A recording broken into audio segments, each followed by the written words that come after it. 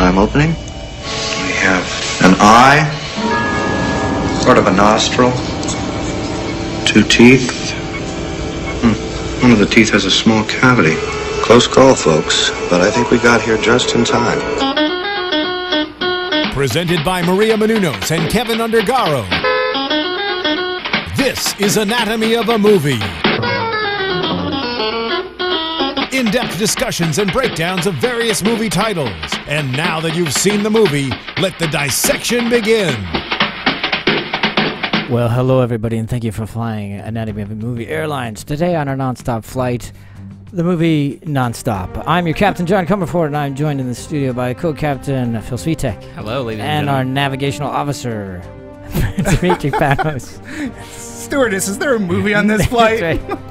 And speaking of stewardess, control booth. Our flight attendant, our control booth is, thank you very much, Phil, Marisa Serafini. Hello, everyone. All right, guys, so let's get into this. No more goofing around. Non-stop. Let's jump right in. How do we think? What do we feel? This was, I was excited to see it. I really like Liam Neeson, and I like the movies he's putting out, but I didn't realize how good it would be.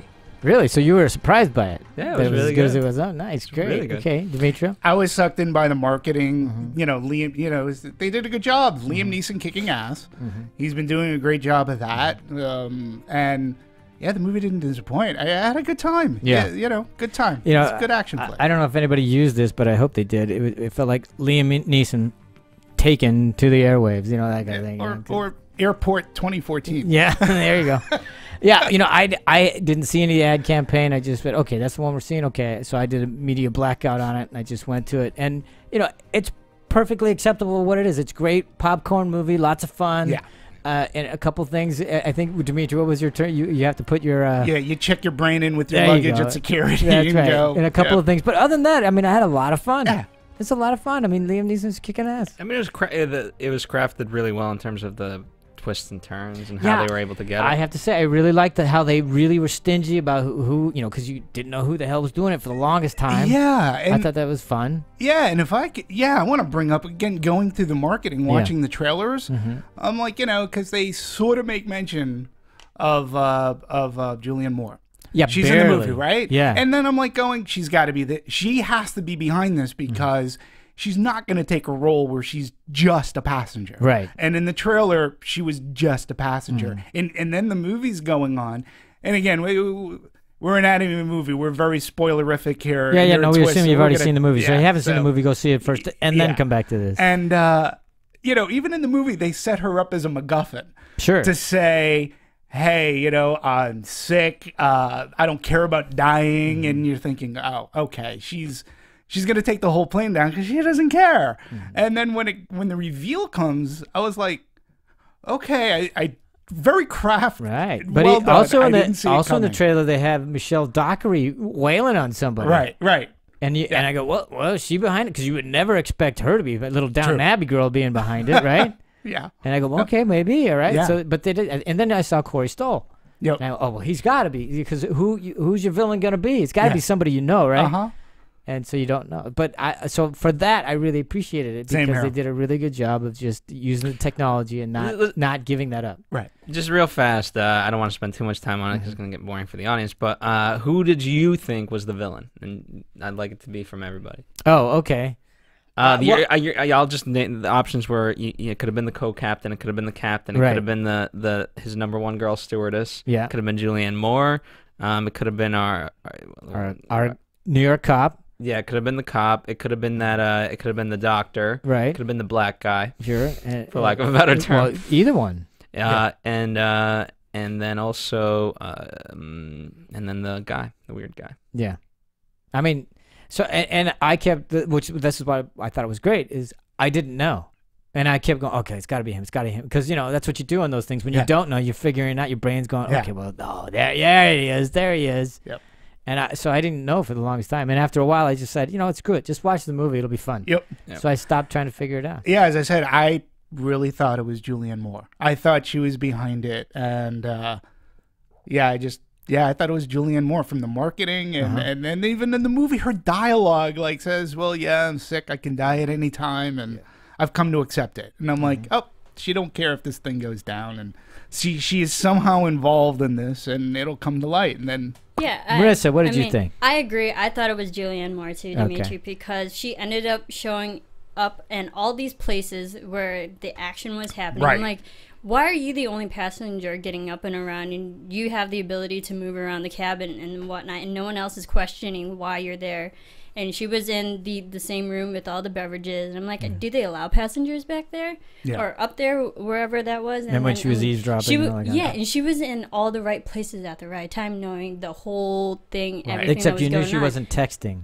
Yes, and So I'm like, you knew she was you working had with somebody. to be a part of it, and plus she's Julianne Moore. I mean, great actress.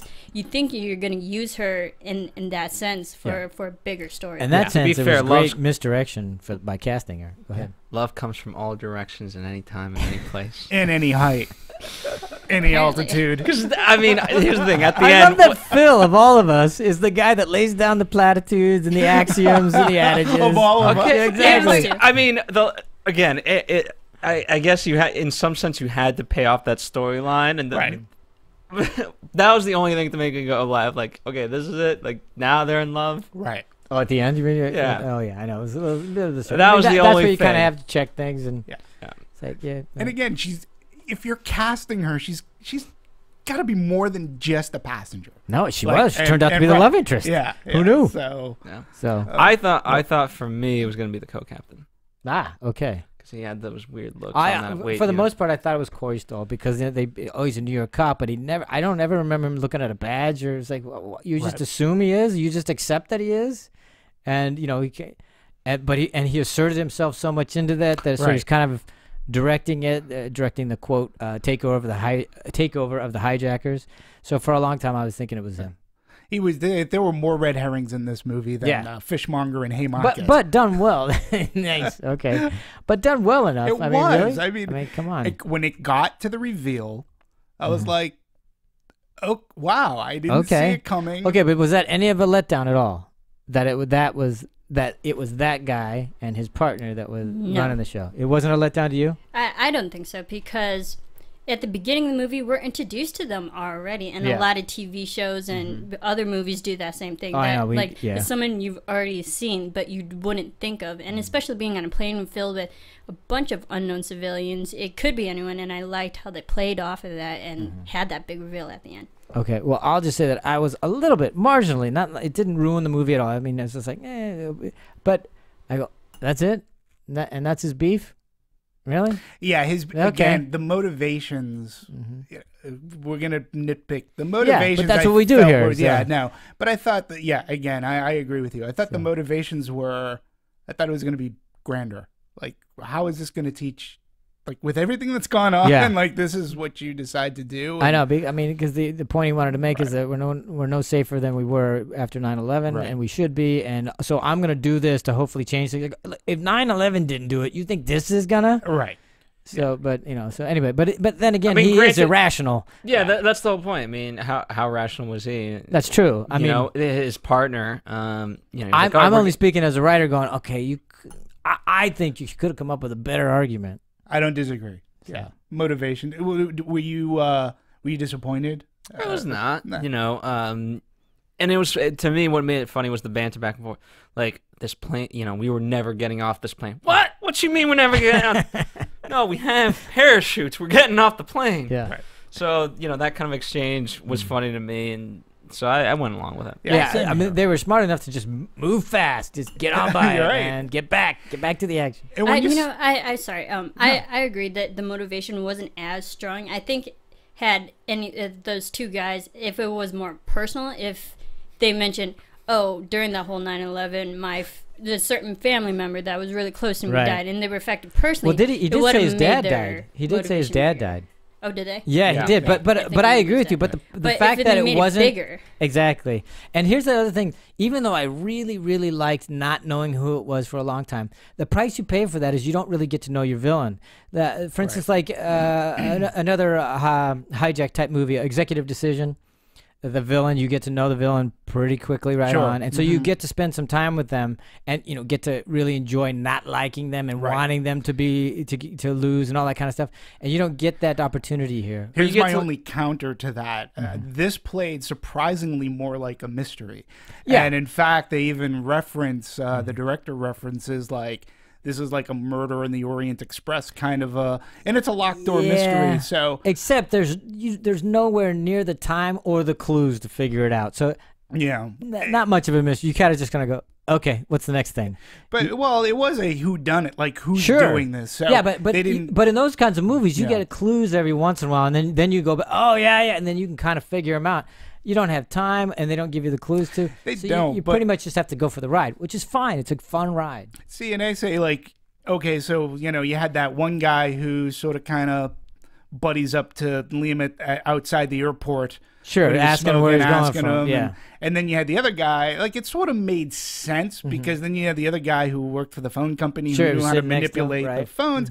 So when it happened, I was like, okay. Oh, no, they laid it in enough. It was great. And it was a great cover when he says, why did you ask me where you were coming from? Right. He paid me $100. I mean, all that. I bought all that. I was like, okay, so somebody's because somebody had been manipulating everything from the beginning. Yeah. So I completely bought that. Yeah. But I'm just saying that there's a trade-off when you do it that way. And that's fine. You just have to live with that. I mean, for me, the fun part of it, it's kind of the whodunit, but it's also you're learning, like, wow, this guy's really smart. Yeah. He knew about, look at all the things that he knew about. Yeah. Starting with, the partner or whatever you want to call him and the cocaine. See, but that's another thing that kind of bothers me. I say he's so smart to figure all this out, but then his reasoning is kind of lame. Yeah. And I say, come on. He's that much of a genius. He's not irrational then. He's pretty... I've met a lot of geniuses that don't have common sense. Well, okay, but it's obviously this thing is well planned out, very methodical. I mean, so I was like, geez, you did such a great job everywhere else, and then you kind of phoned in that. Yeah, well, to me, it was almost so planned out. It's like, really? You planned out that you knew Liam Neeson was going to take that guy out? That was going to be the first murder, so to speak. Oh yeah, well, I mean, that was impressive. I go, wow, and you really planned that. You have to go with it. You have to kind go of with it. Okay. But yeah, you have to go with it. But then in the same breath, you go, wow, that was sort of clever because our guy that's supposed to be the hero, he does the first killing. Yeah, which was great. That's a great little twist. I've never seen that, and it's like, all right, nice. We're in for a different little ride here. That's good. Yeah. Plausibility, I don't know, but it's fun. It is just a movie, so. Yeah, my brain was in with my bags, and it went overweight, so I had to pay the $25. So it was checked in. Mine was in the overhead. Lucky you. But I interrupted you. Do you remember? Well, no. Do we want to take a step back and how it fully got made? I know. Yes, let's do that. We kind of jumped the gun a little bit. We did, but we had. I mean, we had. I was chomping at the bit to talk about it. So, all right, let's talk about how this movie got made. I know that Demetri's done some heavy research on this. I'm going to let you. Yeah, I mean, the. Have we, well, first off, because I don't want to butcher the gentleman's name, have we come up on a ruling in how to properly pronounce? We're going to say Collet-Serra. Okay, our tagline of the episode was, the hijacking was just the beginning, the butchering of the names at the end. Yeah, okay. There you go. So we'll go Collet-Serra. Collet-Serra, the director. He was with Joel Silver, and he'd actually been given this script, and basically he liked the fact that it took place in this one setting. Oh yeah, which is actually sort of kind of interesting because going back, if you notice, there weren't a lot of exterior shots of the plane. No, so a lot of it's in this one setting. He really enjoyed that because for him it sort of kind of made it Hitchcockian. Yeah, believe it or not, there was no mystery in the original screenplay, and he wasn't a big fan of the original screenplay. As it was presented to him, he was the one responsible for putting in the mystery. He said, you knew who the villain was right from the beginning. And he goes, to me, that was sort of kind of boring because you're already in one setting. Yeah. If you know who the villain is at the beginning, then where are you going from there? So he actually threw the mystery part into it. And, he'd worked with Liam Neeson prior with Unknown, I believe the movie was. Okay. And, Joel Silver, who's a big fan. Listen, we can go through Joel Silver's filmography, but, they put the movie together. They went through Universal. And lo and behold, we got the movie that we ended up getting. They for its budget. Yeah, what's its number? Well, the production budget itself was $50 million, and then the total budget, which includes P&A, was $80. Wow, they got a really good deal. Yeah, all things considered, for an action movie, that's a good deal. Yeah, I mean, $30 million. Your prints and advertising. I would say a lot of it went into advertising, and I think they did a really good job advertising this movie. So $80 million to make this movie, one setting, one location. They shot on location at JFK in New York for 2 days. I'm sure. Yeah, apparently I love it because. Wow, what do you think? You're making a movie about not flying, and then the joys of terrorist attacks. We have to let you film. Do we have to let them film here? I mean, I just think that it's great that they. It took them 3 hours a night. For cast, crew, equipment, just to go through security, and they put them through all the rigors of security. So, leave your water bottles. No. Can you imagine? It's like water. What? Yeah, you got to throw those away. Exactly. On a movie set? Are you kidding me? Oh my! Yeah. So, and then when you think about it, it really was a tight.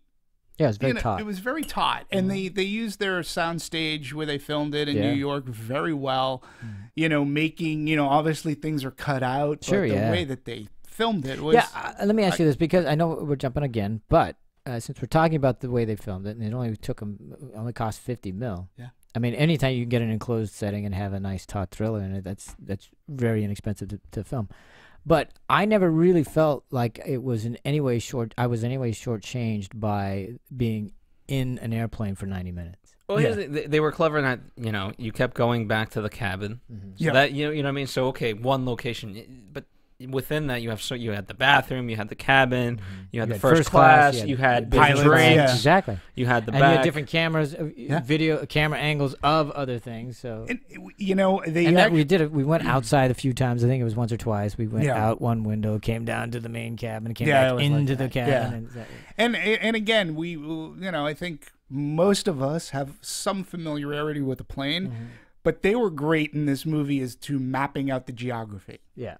I thought they did a really good job. And when you do that in an action film, and the audience has a good idea as to where the characters are playing this, where this is all playing out, that's a really great idea. It's really well done. And being that most of us have some semblance of knowledge of like, okay, we know the pilots are up there, there's first class over here. Yep. Oh yeah. Well, the window seat is over here. Yep. So they did a good job. And we always knew where we were. I thought they did a really good job of context. Yeah. Because it would easily, if you're in one location for very long, it can get really boring because it's the same camera angles, whatever. I thought they did a really good job of choosing that so that you weren't bored. The interesting angles, at least enough to keep you occupied, or moving fast enough where you never felt like you were just going, oh my God, can we move, please? Yeah, and it kind of just the style of it kept overall with him and how he was feeling. Yeah. Remember, especially in the airport, we're kind of getting that look, and it's the hazy look because of course he's a little bit drunk, so he's trying to check out, okay, what do I got, and so he's eyeing everybody up, and you don't quite understand why at that point, but it all made sense eventually. Yeah. And again, when you're looking at that script, and how much, it's taught, there's some action, and then for a director, he was like challenged. He's like, how am I going to pull this off? Like, I have to, we really have to be methodical, and we have to choreograph a lot, and they took time to do that. And and they could. If you're going to be on a soundstage, you got plenty of time. You have complete control over your environment. That's great. So you can do that. So, but okay, so because you just mentioned it, that was one thing that bothered me about the front part of it. Is a little front loaded for me. It's like, oh, okay, he's drinking in the first shot. Right. So, okay, he's got a drinking problem. He has a kid. Let's get him all in quick. And I'm going, all right, that's a little heavy. But you said if we're not going to get to know the villain, so if anything, we have to know Liam Neeson. No, I agree, but it could have been. And this is just again because we're nitpicking, and I'm going to be very nitpicky. It would have been enough to know that there was the kid in because then I would have known that. Because he easily, when he went into the bathroom to smoke, and has booze there. It's like, why do I need it at the front? All I need is somebody looking at him like his buddy saying, noticing the eyes. I mean, you didn't have to hit me over the head with that. It felt as like, oh, here's please the thing, don't be formulaic. For me, because Liam Neeson, he's such a responsible action hero. Sure. From what from all of his movies, and eventually we gotta just make a series where he just kind of cops to it. It's like, oh man, why does this stuff keep happening to me? Yeah.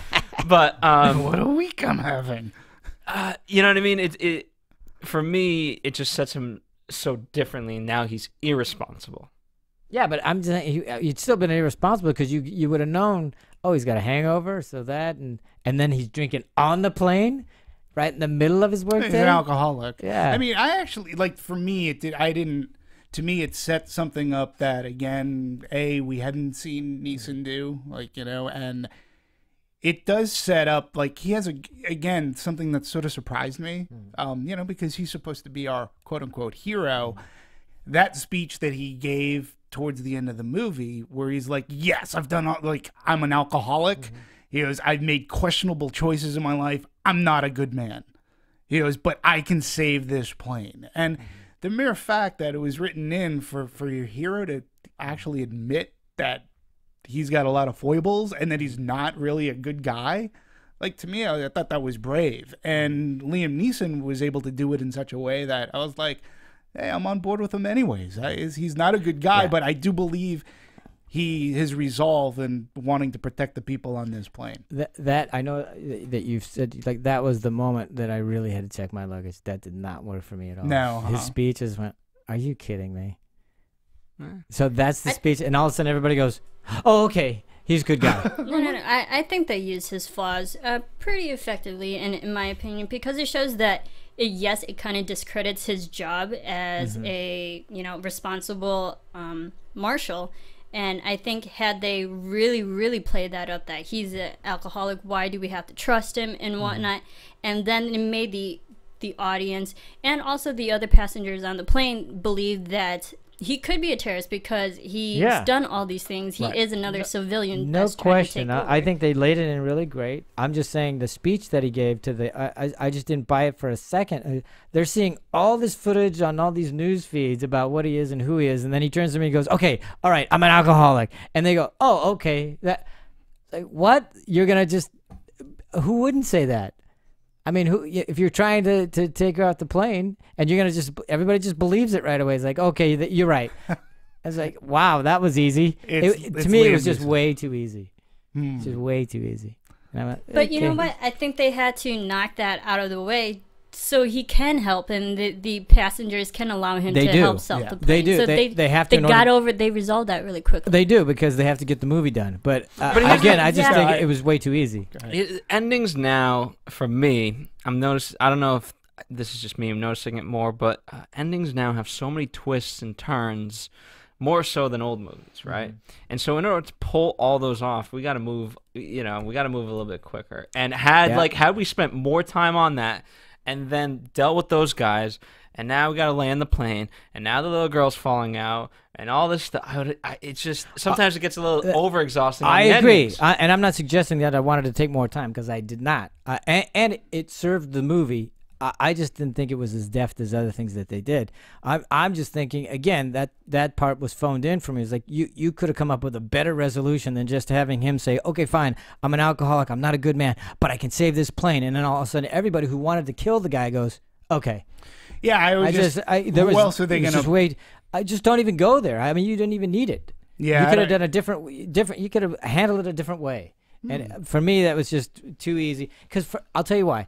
Because usually in script writing, you want your guy to be at his worst, to be in the dark night of the soul, or there's no way to get out of this, and his way out of it is going, okay, I'm a drunk. And I was like, I thought really? it was more than that. I mean, I thought he goes, listen, everything that you're saying, with the exception of me, I'm not hijacking this plane. You can believe everything else that they're telling you because that's true, and I cop to it. Yeah. But he goes, Oh, but not you can believe everything, but not this. And it's like, really, nobody in the 150 passengers goes, yeah, I don't believe you. I mean, it's like, it's too easy. It took a long time for them to. Who else are they going to believe? Well, that's my point. They have control of the plane now. Yeah, I mean, if they really, it just was. For me, it was just too easy. And also, obviously, I'm in the minority. So let's move on. Yeah, at that point, the bomb is running out of time, so he didn't have time to really go over that. I mean, part of it is, the guy's gonna.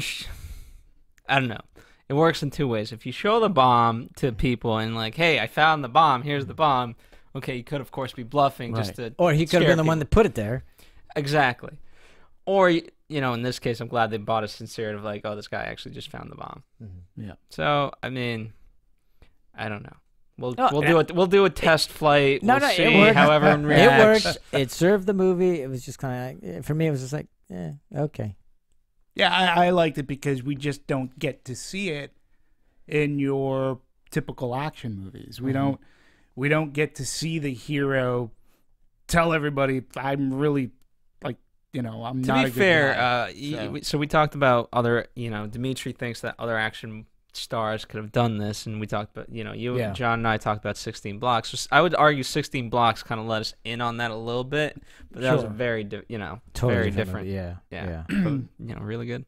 Yeah, I mean, I'm sure we're going to get into action heroes and, why Liam Neeson works. But I think, and again, for Liam Neeson is able to pull some stuff off recently that other people that we've iconicized, if that's even a word, sure, well, as it action, is as action heroes. And most recently, he's been able to really pull things off and make things that are unbelievable sort of believable, like you believe in him.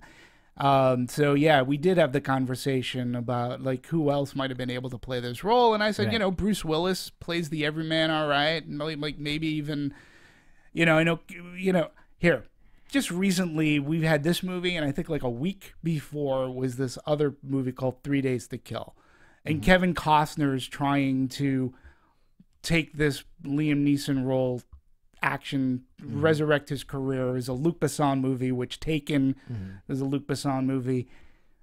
3 Days to Kill was horrible. But I was thinking, what if they offered this to Kevin Costner? Kevin Costner might have been able to do this. It was a better script, and he might have been able to do it. But right now, like people like Liam Neeson kicking ass. Yeah, I think for me, it's a little bit about. I mean, if Bruce Willis, I'm sure he could have done it. Served the movie very well in the lead role, but I like it Liam Neeson because I think it's because Bruce has had so many action movies that Liam Neeson, I believe more like, he may not make it, even though of course he will because he's the hero. But Bruce Willis, I kind of he's gonna. For me, Liam always his movies are smart in the way he handles and figures these things out. Right. For Bruce, I think it's different tactics. Yeah, and don't forget, I mean, Liam Neeson, in the action movies that he's done, like the movie like The Grey, things didn't necessarily end up so great for his character. Yeah, I didn't see that. If you saw that movie. So, I mean, he's been taking roles that could be, their action genre, but they're different outside of Taken because there's a sequel. Like this character is different from his Taken character, from his Unknown character, from his Grey character, from Qui-Gon. So he's embraced this. He's had a great renaissance, and he's had a really good run thus far. And who'd have thought? Yeah, and you know what? And I kind of agree with that. And also Bruce Willis and Liam Neeson, they have different appearances. I think Bruce Willis with his Die Hard movies, his character usually goes into big bad situations like, well, F you, I'm still going to do this and I'm still going to come out on top. And then I think with Liam Neeson and his movies such as Taken, he realizes the bad enemies and goes after them, but not for himself. He goes after it for someone else, and he helps in that way. So they go into it with like different mentality and mindsets. Yeah.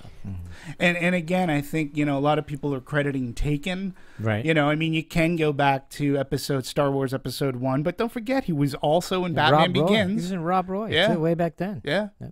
He was in Excalibur for a while. I love that movie. So, but but he's no complete stranger to being in big action kind of movies. But I think that's the part that works for him because he's not really easily associated with it. He will be now, whereas Bruce Willis or somebody else, he is. Yeah.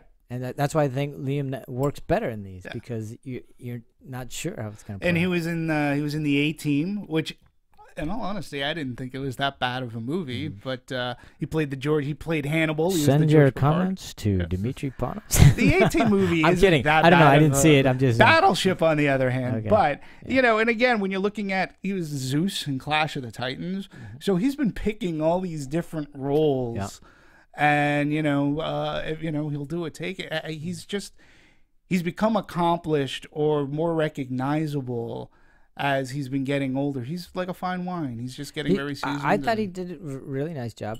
There was only a few times where it was kind of a little. It didn't work so much with me with the little girl. It's okay, but it wasn't singing on all cylinders, so to speak. That's a mixed metaphor like crazy.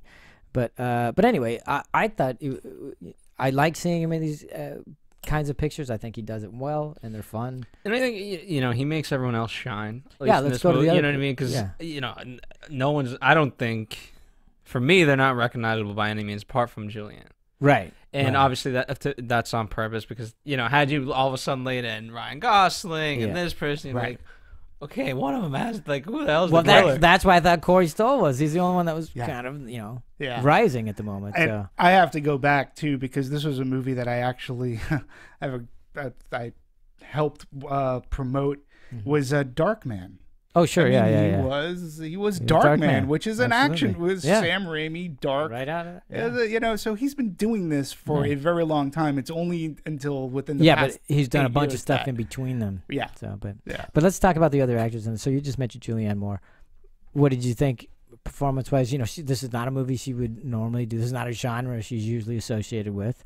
But does she fit in nicely for you guys, everybody? Yeah, I think so. I've always liked Julianne Moore acting and whatnot. I felt like this was a very simple role for her. I don't think they utilized her acting abilities to the greatest. I mean, she was a passenger. And she was along for the ride. And I felt like they didn't utilize her talent as much as they could have. Yeah, I would agree with that. I think that's a shortcome of the script, but certainly not Julianne. I mean, she's serviceable.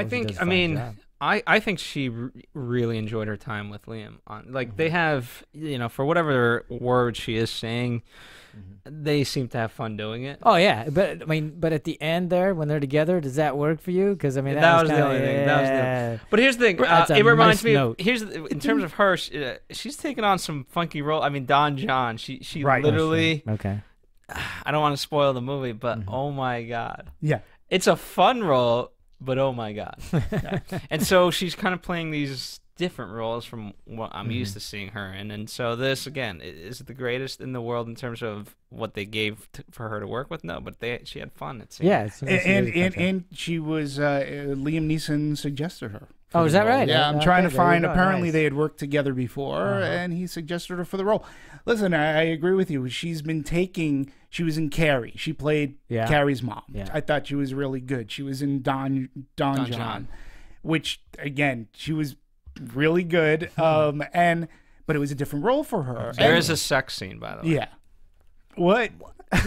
Spoiler alert! We're not even covering that movie right now. All Don John is about. Anyway, the whole movie's about just porn and sex. Yeah, and she's been in a lot of movies, but I think for her too, she's taking roles that are obviously she wants to work. I don't think, and she's taking roles. She's filling out her resumes. Yeah, and I think, but she's taking some chances. Sure. I'm not sure that an act I don't think you'd see Meryl Streep playing Carrie's mom in a remake of Carrie. But Julianne Moore, she's like, hey, I want to work. This seems like I can make this my own. And she does. She does make it her own. And so when she's in this movie, she does add, between her and Liam Neeson, the other characters aren't necessarily as recognizable. Oh, I know. I mean, let's just talk about, like you were saying, let's fill that out even more. Yeah. She does a thing like Game Change. Right. And then she does, the kids are all right. I mean, so she's all over the map. I mean, I think she is. I mean, that's terrific. Good for her. Congratulations. She's in, she's going to be in the Hunger Games movie. There you go. Yeah, and that's what I'm saying, because she's done The Kids Are All Right and stuff. So, seeing her acting ability in that one, and I just wanted to see more from her. I mean, her character, you can feel for her. She has that sob story. But honestly, this is one of, I think, Julianne Moore's least memorable roles that she's done recently. Yeah, I mean, it's not as meaty as, say, her character in Lost World. Right. But I think that really speaks to the genre. I mean, it's really hard to turn something really memorable. First of all, this isn't your movie. You're a supporting actor in it, and even as a supporting actress, you're not a huge part of the movie. I mean, yes, you have an integral role and everything, but it's hard to have a memorable performance as that character. It would have been interesting. I'm just going to throw this out there. What if it was a female U.S. Marshal? Well, that's what I was saying. The next thing I hope she does is goes on the other side. What if and becomes Hey, she played Clarice Starling. There you go. That's true. Was delicious in the role. I'm sorry. Sorry. Speaking of big actresses, let's talk about Lupita. Okay, there you go. This is it. All of 2 minutes. There you go. That's right. Okay. I'll bring this up, too. I mean... Oscar winner. And she took this role. She filmed this after 12 years. Yep. She filmed this after. Now, you can go into vulture.com, and they have everything Lupita Nyong'o does in nonstop. And literally, it's like a page. And they break it down via dialogue, both on and off screen. And even the twists. And well, I imagine her future roles will be a little meatier. But you know what? In fairness, she did just come off of 12 Years a Slave, but she filmed this before she even really got big, before anyone really recognized her. So I can understand why they didn't give her a bigger role, because she was still so brand new. Absolutely. We're just the irony of the fact that she's a Oscar winner now and then. I think when I was invited to tweet. During the live for Anatomy of a Movie, I said, when she won the Academy Award, I wrote, and I said it jokingly because I said, wow, she was awesome in Nonstop. There you go. So and she was fine. Yeah, she was, but it's funny. And again, this Vulture thing that I found, vulture.com, they go as far as, we glimpse the back of Lupita's head as she asks Michael Dockery, what the hell is going on? Michelle, we glimpsed the back of her head. This is what she had. So but now, since you just mentioned her name, let's talk about Michelle Dockery. Sure. So she obviously well known from Downton Abbey. For those of you who don't know, been not aware of what TV is these days. Hugely popular, the most popular television show arguably in the world right now, and seen in 150 countries. So. And then she gets this role, which is a huge departure from her role as Mary. And I watched Downton Abbey, so I was anxious to see what she'd do in an action movie. And I thought, wow. And what was nice is the first time I see her, it takes me a second. I go, oh, there's Mary from Downton Abbey. But she doesn't have the affectations that she does as Mary, and so she's calmed all that down. And I thought, wow, good for her. It's a good role to try to. And she gets to slug somebody, which is great. I mean, I'm sure if she saw that, wait, I get to hit somebody? Yes, I'm in. Yeah. Now, if we're going to be nitpicky, my thing was her relationship with the co-pilot. Yeah. I was like, that's why that was thrown in, to me, that was thrown in there. Yeah, just to give some more intrigue, I guess. Even her relationship with the marshal, and they know each other. And she knows not to give him a drink. Right. She gives him water. So I liked that moment. Yeah. It's like, oh, good for him. Good for her. But if you're trying to it's a good role to take. Yeah, it was. It was a good role. If you're going to try to break away, be in this. It was just substantial enough. It was enough to. It was even to some degree, it's even more substantial for me, impactful than Julianne Moore's role. Not in terms of screen time, but in terms of changing the image of people, of what people think of you and know of you as an actress. I think that was more impactful. Yeah, and she. In a sense, too, she could add a little bit. I agree, because that scene that you talked about, she knew enough about our hero, air marshal, not to give him a drink when he asked for it. And and she plays a key part. He has to convince her as well. So I think that once that happens too, she's almost like a focal point. Well, she's us. Yeah. She, if she's gonna believe her, then okay, we'll go along with this. So. I was believing Was there ever a time, because nobody said this at the beginning of the show, was there ever a time you thought Liam Neeson was actually the terrorist? No. Marissa, did you ever get caught by that at all? No.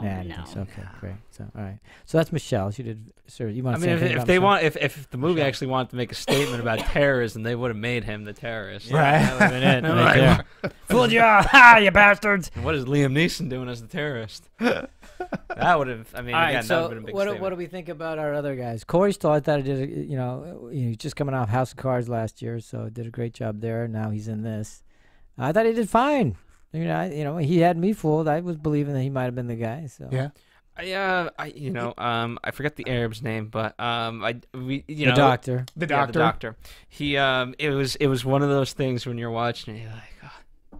You know what I mean? It just goes, and I wonder how many people that watched, that was just so stereotypical of like, he's got to be the one. He's got, yeah. But you knew they threw that in. That's why they did, absolutely. And Corey was even, it's got to be him. It's got, I was, he was the least. Like it was plausible because it was so obvious. It was so obvious. It was too obvious. Yeah. And they made him a doctor too. So there was and he always had the head dread, like his head turban, or I don't know. Not a turban. I can't remember what it's called. Yeah. The headdress. Always had that on, and everybody was giving him the looks, and And everybody would if he was on a plane. Everybody. Yeah, giving those sideways glances, absolutely. Hey, even the director has said that going through airlines, he gets profiled, so to speak. Oh, does he said, he said at one point going through an airport. Spanish? He was Spanish. He was stopped 3 times within 50 meters. Wow. He said, I was stopped 3 times. He goes, it is what it is. He goes, I can't get upset about it. That's what security is, and no one will, now when we went through the stuff at JFK. Right. I'm not surprised. Okay, so in terms of the rest of the cast, I really don't have anything bad to say about it. I mean, I thought they all did their jobs. I mean, it all worked for me. Did you have any issues with anything, or did you just like it? Did you? I like that. I mean, you're saying some of them are more. To me, they're not as recognizable, or at least they changed enough where I didn't recognize. And so I like that aspect of it. As I kind of blended had you in. cast like. This isn't American Hustle where you need an ensemble cast for this. Yeah, that's true. Because they would have just taken away so much. Yeah. Yeah, I think it, like, Scoot McNairy. I was just looking him up, and he's revealed as being one of the baddies. And, this is a guy that was in Argo. He was in 12 Years a Slave. I'm sorry. Okay, go ahead. He was in Killing Them Softly. But he's, I'm looking at him, and he's distinguishable enough, but... I remember when I saw him, and I'm like going, who is this guy? I just saw him in something, and it was like, he was in Killing Them Softly, only because I just had seen it on cable. I'd forgotten that he was in 12 Years a Slave. So when you're picking people who have a distinct, he has a look for sure. I thought they did a great job casting. I mean, the guy that plays, I don't even remember, the CPA. The guy that does bankruptcies and whatever. Oh, that guy was good. I thought because he's almost forgettable. In terms of I only mean that he blended into the rest of the crew, not the crew, but he was the a passenger. Passengers, exactly. It's like good casting on that. Yep, and even the other gentleman who turns out to be the baddie.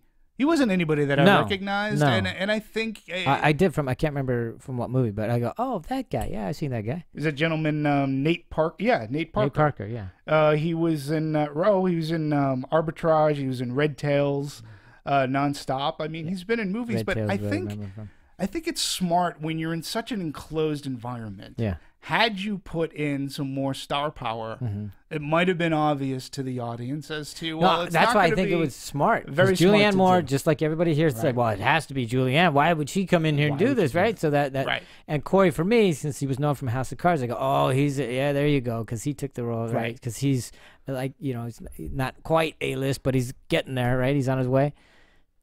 And so I thought, anyway, everybody else kind of blended in. Yeah. So I thought that was done really well. Yeah, I agree, and it lent to the suspense and it lent to the mystery. Because even remember, the guy who was there with his new wife, I guess they were newly married. No, I thought looked a lot like the guy who was actually shooting the video, and I'm going, wait, are they the same? Yeah. I mean, that's how much they blended in, and you couldn't quite tell. And I thought people on a plane. Exactly. Yep. So I thought that was done very well. Yeah.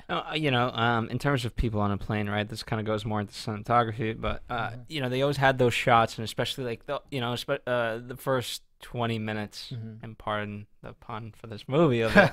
It was all about like which one of them's texting, and we always had those shots of like looking at them, and what I loved is like him, we were always like, who the hell's the mother texting? Yeah, exactly. Where's that mother?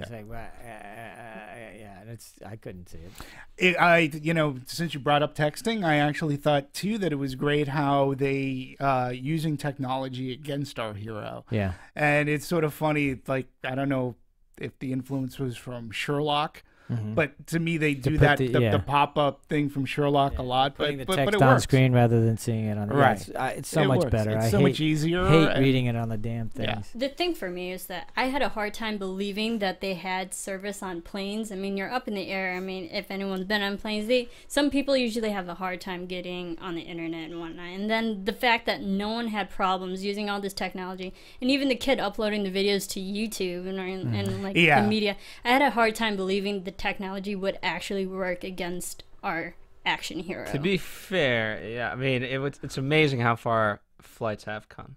Yeah, like and good ones, that part was on a separate network, so I bought that. I don't know if they really do. I'm assuming they do. The Marshals are on a separate network than everybody else. Yeah, they're on a separate network, but the fact that the kid was uploading videos like willy-nilly. Yeah, then they bring them up. Yeah, I mean, I've never... and I'm on a plane. I'm not online. So I don't care. No, neither am so I. I don't know how. Here's the thing: so many people nowadays. It's incredible how fast and easy you can get online. Oh, is it? Oh, absolutely. Yeah, what's it called? Boingo or something like that. It's incredible. You spend like $9, but it's not that. But it doesn't. To Marissa's point, it's not that, like, you wouldn't be uploading videos. It's not that fast. It's not the best. Exactly. I understand that. But it's a movie, and again. Well, all London Airlines apparently has very good service.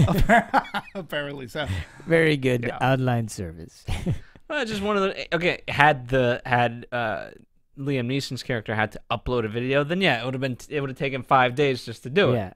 You know, to post to YouTube. But again, as John, it's working against them, and so everything.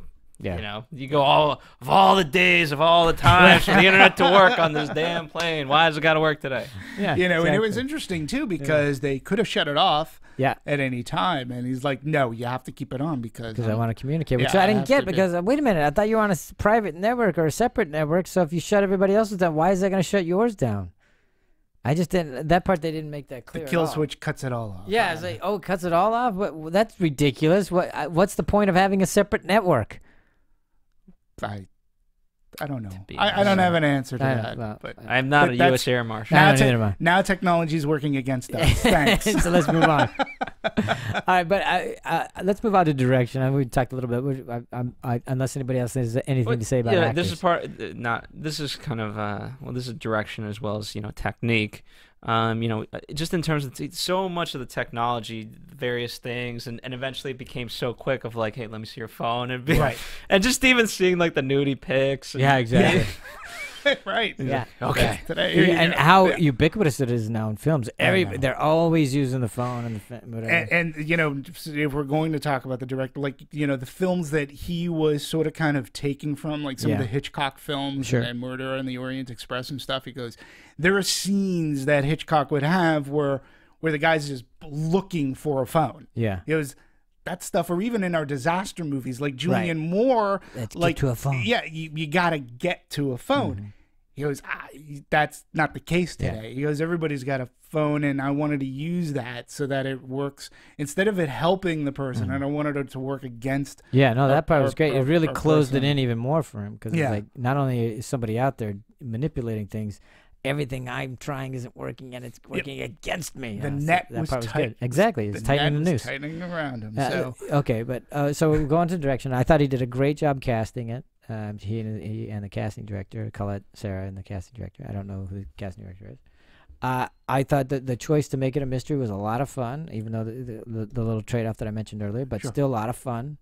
And way to keep us interested in a small enclosed space for 90 minutes. In the movie's an hour and 50. It's almost 2 hours. I just mean you're on the plane for about 90 minutes. Whatever. What I found interesting is the other thing I thought was really good was that they chose in the writing, and whether it was the director or the script already had this, even though it's not actually film time, I mean real time, it kind of feels like it's real time. So there's that urgency of that 20 minute. They had the ticking clock every 20 minutes, and then you knew, oh my God, exactly. So all that stuff was really building the tension and the excitement. I thought that was very well done. Yeah, they did a good job with his pacing, because when you break it down, like, this movie is not Taken. Taken is like once his daughter gets kidnapped, boom, you're off to the races, and it doesn't let up. Until you're This done. movie has dialogue going on, and in fact, it in a sense you can almost say it's a potboiler, because there are there's there's the fight scene in the bathroom that was really good. There was some good camera work that goes around the plane.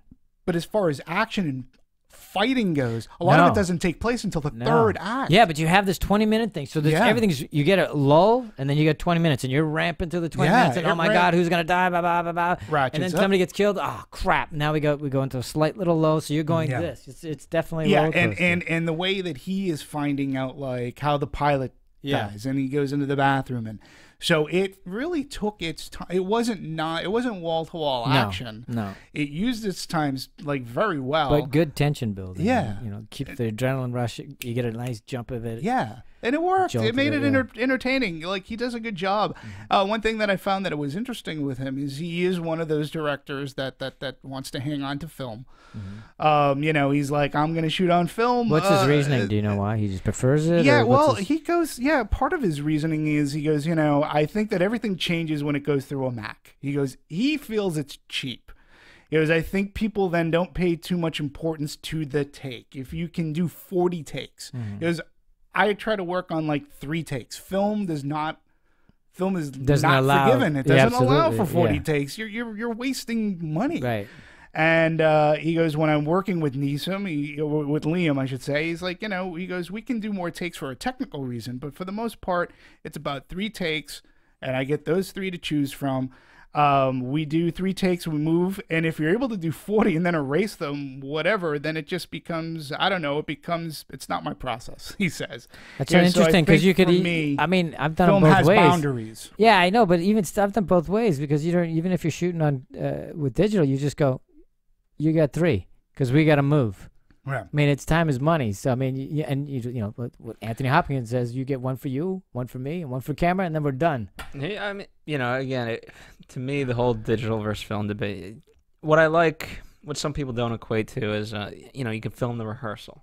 Right. And so, meaning like, hey, if you have film, you're not going to film the rehearsal. Right. But if you're using digital and you're going, you know, hey, on. You know what? Why don't we rehearse it? Maybe a magic moment will happen. Yeah. We'll walk through it and then we'll film it for real. Sure. But maybe within that rehearsal, we'll get something gold and we'll just move on. Yeah, we'll just that's their time to explore or whatever. So, but I don't know. They're you know, but there are some directors out there too who like to take multiple takes. Yeah. Oh, clearly. Well, but let's face it. Even with film, how many? 100 in Eyes Wide Shut? Yeah. Oh. Yeah. Okay. Yeah, so I mean, he was known for taking quite a few. Aaron Sorkin is known for taking a million shots too to get the correct one. So it's Penny Marshall, for crying out loud. I mean, I think it ultimately comes down to the director in that sense, because he's got to lay down the law. I mean, you look at the Wachowski brothers, and you know, speaking of a guy who's, you know, someone who's worked with Joel Silver, they've obviously worked with him on the Matrix movies, and you know, yes, they worked in film, but I imagine, you know, when they work in digital, they literally know exactly what they want. Right. So if they want John just to say one line in a close-up, we'll just shoot that. Yeah, we don't need the rest, blah, blah. You know, we'll know how it all cuts together. Yeah, exactly. So it really depends. Yeah, there aren't that many people. I mean, there's probably more. The director that we're talking about right now, Collet-Serra, Spielberg likes to work on film. Christopher Nolan is notorious. He's just, you know, it's going to, I don't know what's going to, he's going to go down kicking and screaming. And J.J. Abrams, the movie that he's, Star Wars is actually going to be shot on film. Interesting. Might be the last movie. I mean, there was really big news today. The last domestic film lab in LA is shutting down. Whoa. Yeah. That's so huge. It's going to be leaving it to a private company who's going to be doing the film. Wow. You know, there are things that are going on. There was an article in the LA Times about IMAX is going to be shutting down at the rate. Like, true IMAX is film.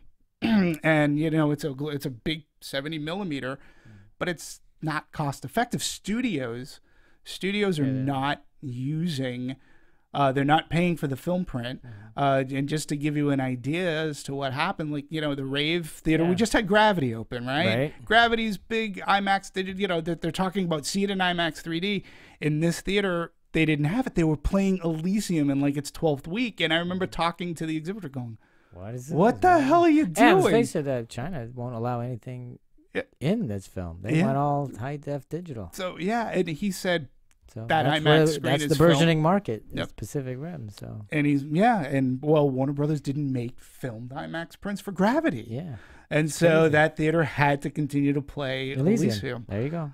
So I mean, it is a sign of the times, and eventually, Chris Nolan's and the J.J. Abrams and the great directors, they're just gonna. I mean, it's just not gonna be worth it. No. And they make long movies. Yes, those they do. folks. Let's move on to cinematography. We've already talked a little bit about it. I don't have anything more to say, but I haven't let you guys say something. But I really liked their choice of angles. I liked the way they came out of the plane, went back into the plane. I loved the shot looking down on the plane when we were first in the air. Yeah. Thought that was a great shot. I love the different perspectives because we also saw the passenger's viewpoint. From on the iPhone, we saw the passengers how they looked and how they saw the marshal and how he was manhandling everyone. So we got the different media perspectives because we also saw the passengers through the airport airplane cameras. as well. So I assume that's what you meant. Yeah, and even from the beginning when he's going through the security check and things like that, everything feels claustrophobic until you eventually, as all things, it has to kind of expand within its universe, right? And so we start seeing the various TV things, and so now we're a screen within a screen, so to speak, because they're playing the news broadcast. You're watching on a screen, playing a clip that's on the plane. So I was like, what the hell? Which is fun to see. And then, when the two planes come and they're tailing them, hey, don't drop down to 8,000, right. And so just now they were tracking those planes across the windows. That was a really great scene too.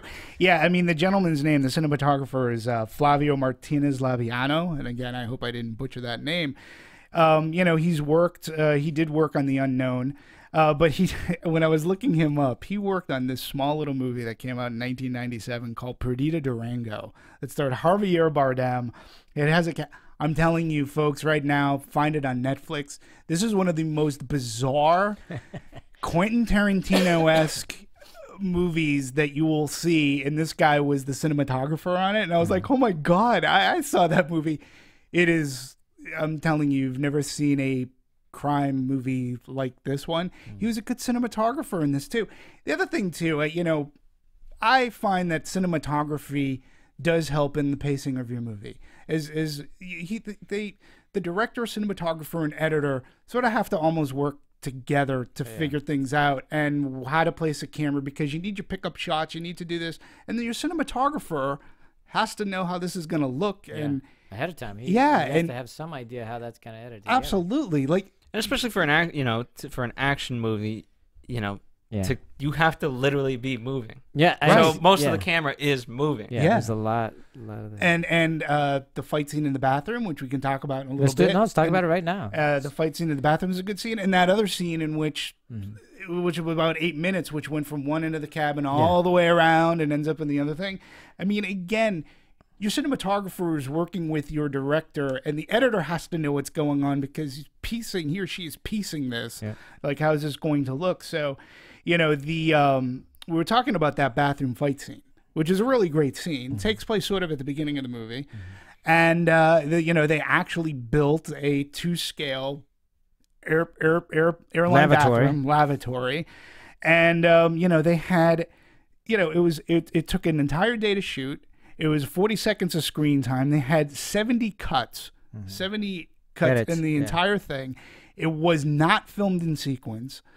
And to me, it's just amazing. Movable walls. Movable walls, take out the mirror so that, Liam Neeson's looking up, apparently looking in the mirror, and all these different scenes that cinematographer had to get the right angles to match it up. Yeah. And because we've done this a couple of times, when you just go, okay, I just need the insert. Just give me a foot turning on the faucet. Go. Right. All of it. It's so tedious. But okay, good. Next. Okay, I just need your hand reaching the gun. Go. Got it. Go. Move next. I mean, it's just Oh my god! And for 40 seconds, you had 70 cuts. I know, it's crazy. And but to me, that fight, how we can talk about how a movie is overcut. It's like a bad music video. I didn't feel that fight scene. And number one, I felt the fight scene was claustrophobic. Yeah, I felt like it was really tight. The other thing that they had to do as well. You had moments of slowing down though too. Right. Yeah, because just that tension when he's reaching for the gun. And, yeah, you got to focus on these various aspects of it, and so so if you just took 70 divided by 40, I know that's a fast number in itself. But then to be able to say, because you had to let those shots breathe, right? Yeah. So those other ones are even tighter, right? Yeah, it was, but it was. And the style of fighting too, actually, because they trained with actual U.S. air marshals, and the way that they fight, from what I learned, is that they have a different technique. They're not. It's not necessarily all big roundabouts. It's very close quarter combat. Yeah, they're using pressure points. They're using the twisting. Yeah, of the that's hands. why he does the thumb and the carotid artery and stuff like that. Yeah, they're doing different things now. U.S. Air Marshals are saying, we're usually doing this to subdue alcohol-related problems. But in a fight scene like that, when you have two people who are the air marshals, they both know their how to hand-to-hand combat was like really well done and. It's a well choreographed scene, and it looked good because of your cinematographer. And especially the end of it, because when those shots did start to breathe, and that gun's coming, and he's going, don't do it, don't. He's got the guy's neck. He's gonna snap at any second now, and you see that gun just twit, and I just go, please, because you're gonna hear that sound. Yeah. So I don't know about you guys, but it's like a balloon. Oh God, here it comes. Here it comes. Same way. There it is. Yep. So. But it was very well put together, and it looked solid. It looked clean, and when you're filming in an enclosed area, you got to be. This should be our bridge to editing, because we've already talked cinematography. So Phil, let me jump in here. They knew which shots to. Again, it's a perfect marriage of the various things. They knew which shots to reuse and how fast, and so the other kind of motif throughout was. The captain's viewpoint, right? Right. And he later on said lock the door and things like that. And so initially it was like, hey, who's right? It was the knock and who's that? And we're on that shot for a little bit longer. And then eventually it just becomes the running joke of like knock knock, and here I am again. So they were able to speed up some of those things and make them funny. And the guy too. Listen, the guy's had a great resume. His name is Jim May. Okay, he started off as he was a visual effects editor, and he worked on movies like T2, Armageddon. I mean, he's working on big films, working with visual effects editing and cutting that. And then when he's going into his feature films, when he's just like an editor, hey, the guy worked on The Hitcher, Texas Chainsaw, Chronicles of Narnia. So Cowboys and Aliens, he was the editor on, the A-Team. So he's got a great... Good CV. Yeah, and but good for action, because he knows how to put together visual effects and how those shots are going to look together, and then how to do an action scene, and if I have to meld the two. And I felt that the pacing too was really well done. It kept to a mystery, kept me on suspense. But it didn't exhaust you. Where sometimes when it's just when it hammers you. Yeah, and it's like, all right, already knock it out. And not for once did I ever feel that. I think they knew when to place in reaction shots of the other people, right? Because I think if it's successes in anything, I think it's in that. Because obviously you're going to fall around Liam Neeson, but when everyone's kind of looking, of course they have those shots, but placing them at the right moment, so you for the right is it the length? Of course it's like, okay, there's the Arab guy, but I was like, is it the Arab guy? Yeah, they keep going, you know what I mean? And so they knew how to insert the various people, and Julianne Moore, they constantly cut to her, and she's looking back of like, oh, what is this guy doing? Yeah, and to your point too, an editor, if not done properly, could give away who your villain is. Like if it's not edited. And this one, he used it so that there were MacGuffins throughout. He gave us those shots, like those were intended for the audience to see. For us to think, to just... Oh, did you see that look? Misdirect. Why did they cut to that look? It has to be him. Yeah, it's a misdirect. Exactly. Yeah, it's good. And I thought the editing leading up to the immediate moment when both of the culprits were like just realizing that, okay, he's gonna figure it out. Yeah. And then like you saw the shots on both of their eyes and whatnot. They're like, okay, we got to reveal ourselves right now. I thought that build up was really well done. Yeah. God, I don't know anybody that's figured it out. You know, I don't know of any. When we walked out of the theater, it was like, one of the things I said was, yeah, there were times, you know, you got to suspend your disbelief and something like motivation, but in the end, I go, I didn't see that coming. No. I didn't see these two guys being because the other thing they set up too was the voice in the phone that Liam Neeson's on with too. It's like, what could because that guy involved? Yeah, exactly. He knew a lot too, and it was like they really set that part up very well. That was that was like when they finally cut to him and they put his face on screen. Right. I went, I really didn't want that. I wish you hadn't shown me his face. For some reason, it lacked all kinds of credibility. First of all, I didn't even need it. I don't think you needed it at all for the movie. You could ace that out. It wouldn't have been a big deal. Yeah, and it's interesting that you say that because, again, going back to one of the reasons why the director took the job, and he said, I purposely didn't show his face at the beginning of the movie at all. I didn't want there to be like this familiarity, this contact. We're in an enclosed space. They are cut off. From, not until you see the clips of the news is anybody else involved. Right. Yeah. And again, it's technology working against the character going back because it is common now that airlines have TVs on their plane, and they'll have some semblance of a news like a CNN or something going on. And I thought that the guy who had all that cell phone knowledge, I thought immediately he had to be involved. I was like, he knows way too much information about exactly what's going on in Liam Neeson's character's problem. Like, he's having cell phone network. I'm like, this guy knows way too much. He is either involved with it or he knows someone else who is involved with it. I disagreed because I thought they covered that through Julianne. Julianne knew because she kind of talked. She knew what was going on, and he was talking to her before he laid it out to. Yeah. So I bought that. Yeah, I bought that, and again, it put more of the attention on Julianne Moore. Yeah, that's why I bought it because she filled him in. I felt that way too. Yeah. He acted well for his acting. Yes. Remember? Because he was like, well, hey, can you do it in 6 minutes? It's going to take me 25. Exactly. Yeah, that part is good. I never expected the two We are making our descent, so we got to get the music. We got to get the music. Yeah, it's a guy. I'll turn this over to you guys. John Ottman, who this guy has worked on a bunch of films. I actually own a couple of his soundtracks. Wow, nice. You know, the ones he's worked with Bryan Singer a lot. Everything from Valkyrie to Superman Returns, X-Men. Thank you. He also did Jack the Giant Slayer, but he's also worked on movies that he worked with this director before on Orphan. So there's the familiarity. He also did Halloween H2O.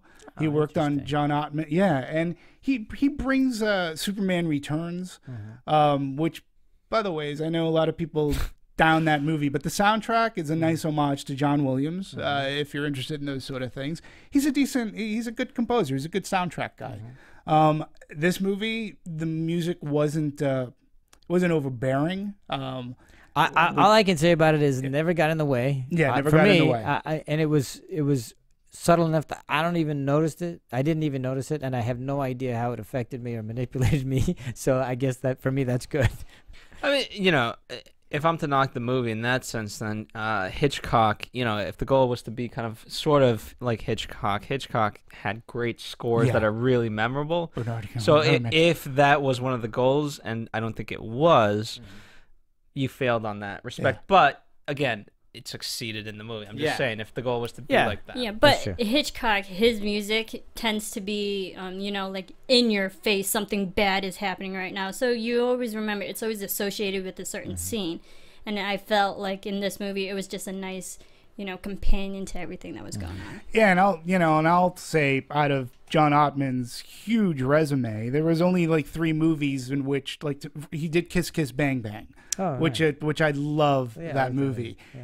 I did, while watching that movie, a lot of times I noticed the soundtrack. It had this great jazzy feel to it, film noirish kind of.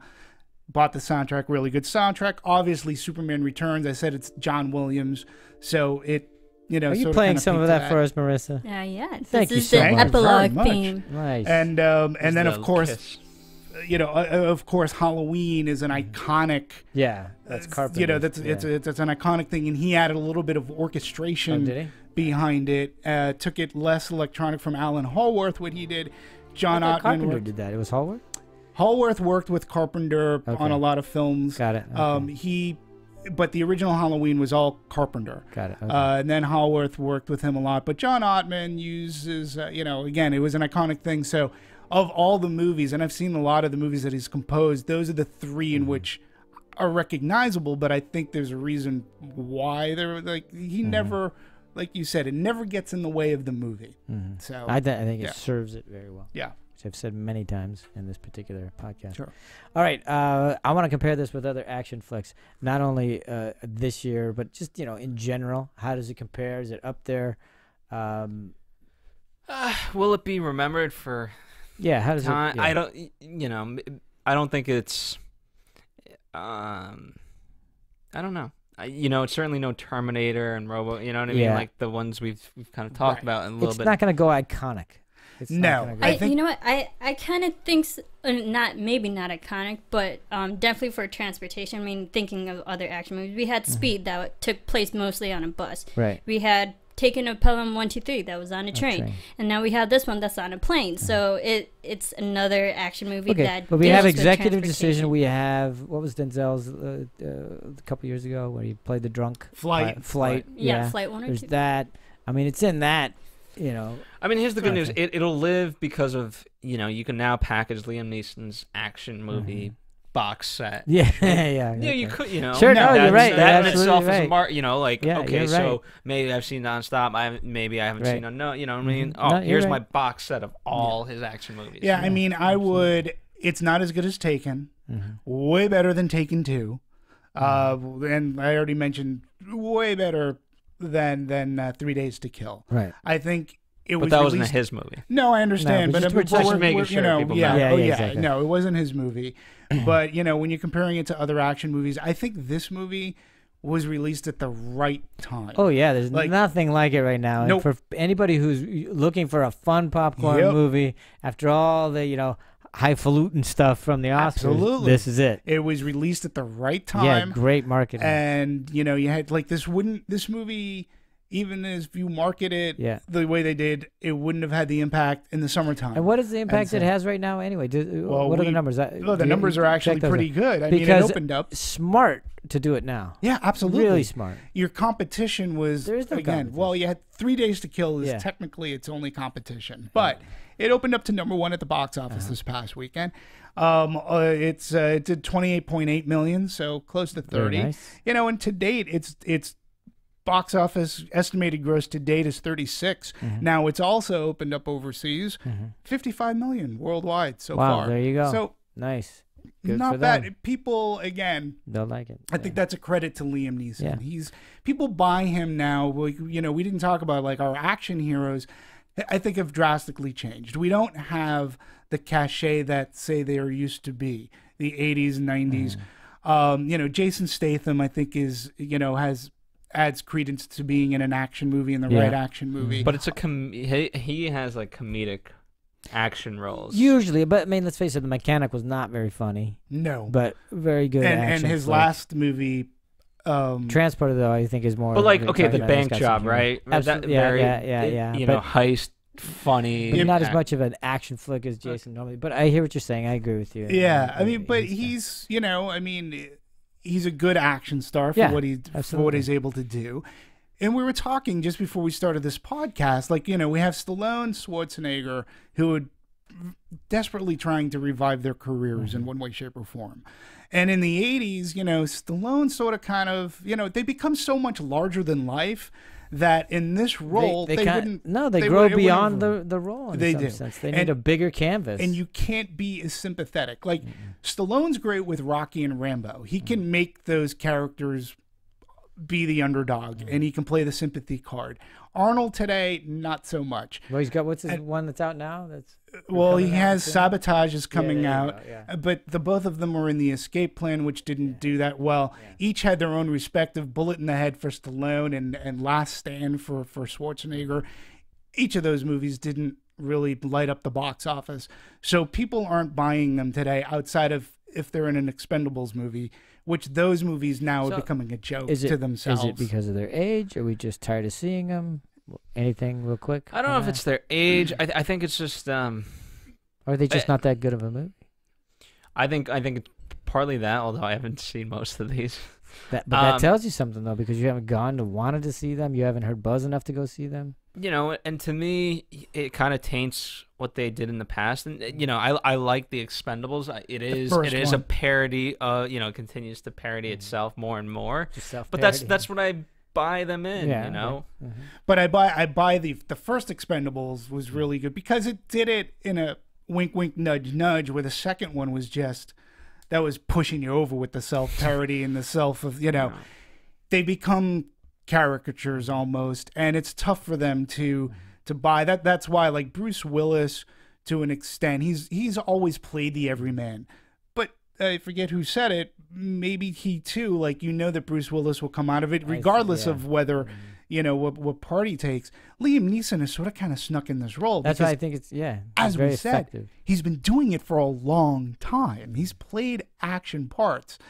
And now he's just like, Taken was the one. When he has that line, he goes, I have a certain set of skills. I think part of it, honestly, is his look. Because he does not look like... I agree. I was like, he's very gruff in the everyday he doesn't have the body of a Schwarzenegger or Stallone or anything like that. And, he, even though he's a big guy... He's imposing. But it's not like he carries himself like the others do. Sure. It's just, he doesn't. But part of it is now, you have, the new transition is just action superheroes. Yeah. That's it. You know what I mean? Like, okay, you have Thor, you have all that's, you talk about, okay, you got to take on something larger than life. Well, okay, now you can be a deity or you have superpowers. That's it. Yeah, and that's what you're doing. And Vin Diesel, to an extent, he too has had his Riddick, but the Fast and Furious are action movies. In that genre, he works. He's really well, but this is a guy Taken, Unknown, Taken 2, this movie, outside of the sequel, Taken 2, his character has been different. And, the interesting thing about this director, too, is 3 of his movies, from Orphan to Unknown to this movie, has had some semblance of a twist at the end that has worked. Orphan, regardless of what you think, I didn't see the twist coming. Okay. Unknown had a really good twist. This movie had a good twist. We didn't see it coming. But yet he's not known as a twist, quote-unquote, director. I mean, the guy's... pretty subtle, I guess. Very subtle. Like M. Night Shyamalan, when he comes out with Sixth Sense, that had a huge twist, and then he does Unbreakable, and, like, he became the twist director to his detriment, because when you started seeing his movies, you were looking for the twist. Yeah. Well, that was I hate the Sixth Sense. Okay. No, because it's all that. Here's the thing. There's a difference in the twist that happens here versus in the Sixth Sense of, look how clever I am as a filmmaker. Mm-hmm. Okay. You know what I mean? Where this is a twist for all the characters as well as the audience. It works for the movie, as opposed to, like, hey, here's just a filmmaking technique. Yeah. And I was able to fool all of you. Yeah. Well, on that note, we have to say to bring our tables up and locked and bring the chairs to the full locked position, because we're about to land. Make sure your seatbelt's on. We need that last words. Anything anybody has to say? We will not be doing the Sixth Sense. Yeah. Anytime soon. Yeah. Clearly. All right. Okay. Overall, I thought it was a great movie. It was well directed. And earlier, I had mentioned Aaron Sorkin was actually David Fincher. I was thinking Social Network was known for like a million takes. Yes, it was. And Aaron Sorkin wrote it. David Fincher. That was where my mind. David Fincher is one of those directors. Even Girl with the Dragon Tattoo. But overall, I thought it was a fun, popcorn movie. Yeah. It was short, even though it was an action movie, so it kept my attention the whole time. And I liked how they played off different characters that could be any regular civilians, could be anyone. So I liked how they played to the audience with that. Last one? Anything? You know, that's it. Okay. Had Yeah, some fun. enjoyed it. For what it is, it does it well. It's a lot of fun. Go watch it. You'll enjoy yourself. It was a good hangover movie. Yeah. Because now, here's the thing, now we're getting back into the, you know, now Grand Hotel Budapest is coming up, and I'm excited. 300. I'm excited. You know, that's 302. Yeah. What are we calling it now? Yeah. 600. Yeah. But you know, so we'll definitely be discussing those types of movies. But you know, I enjoyed just this one for what it was. And Okay. Now for everybody here who wants to write in a comment, go to anatomyofamovie.com. Follow us on Twitter at Movie Anatomy. And all that fun stuff. That's right. Let us know what you're thinking. And I'm going to continue to plug Anatomy of a Movie because we just had the Academy Awards. A lot of these movies that were nominated and won are on Blu-ray. So if you haven't seen the movies, go ahead. Check out Gravity. Check out 12 Years a Slave. They're on Blu-ray right now, and we talked about them. So we have longevity all through the home entertainment market as well. I know you guys have been writing in more and more, which is great. And so what I'm learning about you guys, you guys really love what we do. You may not always agree, which is fine. You know, we don't even agree.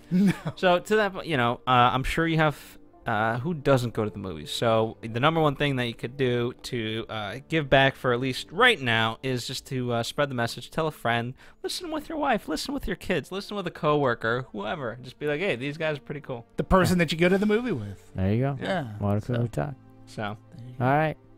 On behalf of everybody here, I want to thank you very much for tuning in, and we will talk to you next time. From producers Maria Menounos, Kevin Undergaro, Phil Svitek, and the rest of the Anatomy of a Movie staff, we would like to thank you for listening and subscribing to the show. If you have any questions or comments, feel free to email or tweet us. I'm Sir Richard Wentworth, and this has been Anatomy of a Movie. Thanks for watching Anatomy of a Movie on YouTube. For more on your favorite movies, subscribe to our channel here, and be sure to let us know what you think in our comment section below here. Bye.